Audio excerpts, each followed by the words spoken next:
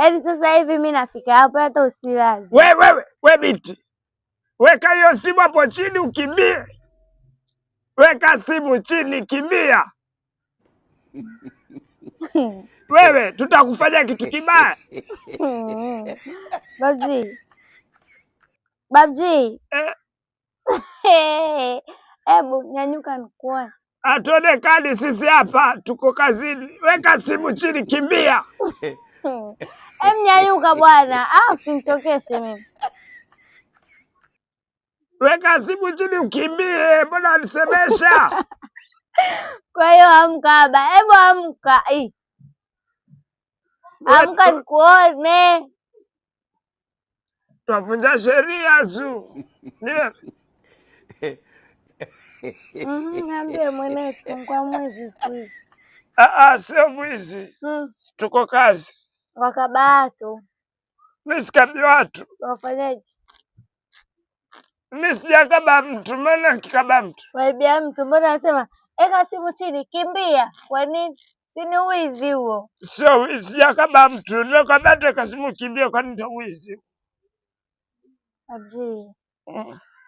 Una uwizi una mwisho wake. Ukija ukishikwa misimo.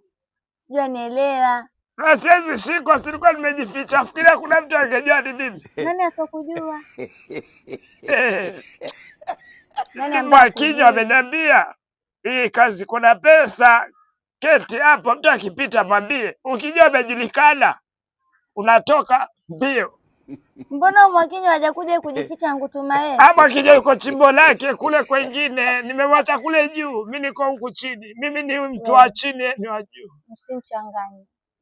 Usinichanganye. Toka tuanze nyumbani.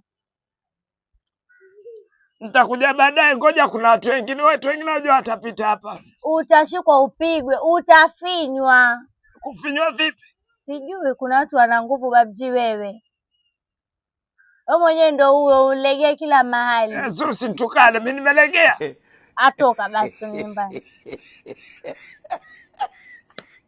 Una shida gani wewe? Wadudu pia kupandia kichwani. Toka. Si niko kazini.